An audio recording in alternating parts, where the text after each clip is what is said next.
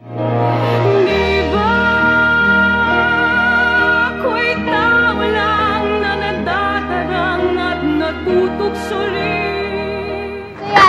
does it feel na after 1 year lang nakapagbukas kayo ng bagong line of clothing? Top writer ang show ninyo at nakapilang mga endorsements sa inyo. Sobrang honored at sobrang flattered ako talaga. Ang daming blessings kasing dumadating. Lalong-lalo na dun sa mga taong nanonood talaga ng programa ko. Ngayon pinagdadasal ko na sana maraming tao din ang tumangkilik sa Sayana Garments. Margaret, ikaw, anong pakiramdam mo na maging modelo ka at such a young age? Smile, Margaret.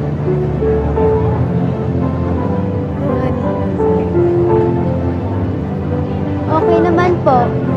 Medyo naninibago lang po ako.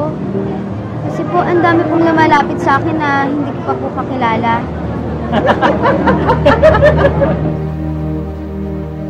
Margaret! Margaret! Anong ginagawa mo dyan? Shh! Halika dito! Umupo ka dito! Baka makita ka nila!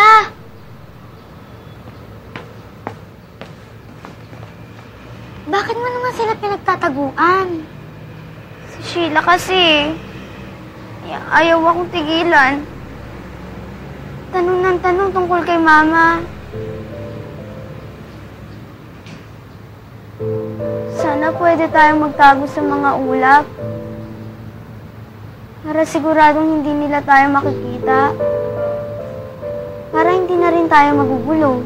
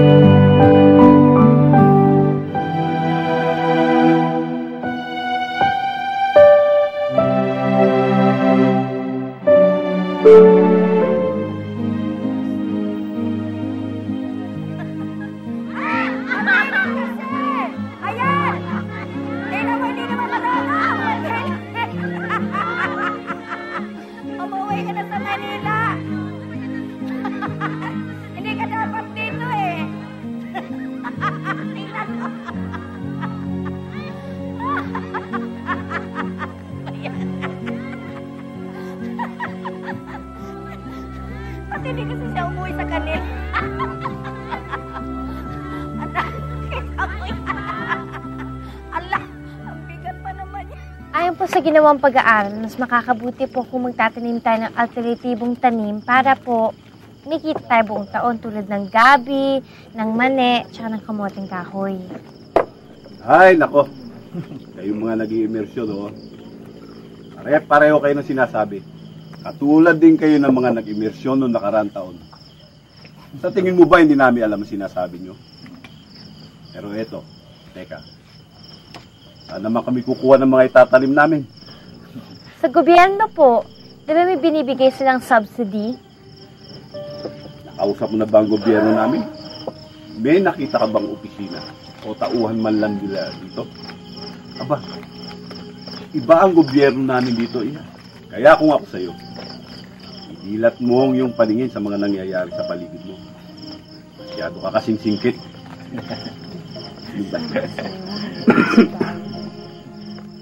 Hi, I'm counting the days hanggang matapos na to. Bakit pa kasi nila pilit pinapagsama yung mahirap tsaka mayaman eh? Ultimo sa bahay nila, pinapatira tayo. I hate being poor and I hate this place.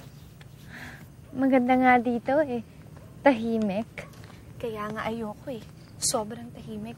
Kung ano-ano naririnig mo paggabi na. Alam mo ba, kinukwento sa akin ni Michael na just the other night, meron siyang narinig na lumalakad sa labas ng bintana niya. Pagtingin niya, wala naman. Pero pagbalik niya sa kama niya, narinig niya ulit. So, ba siya ulit? At, alam mo ba kung anong nakita niya?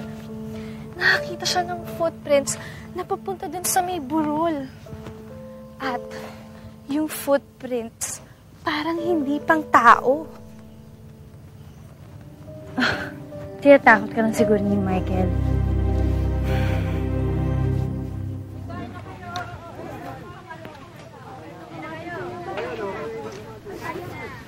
My God, Margaret!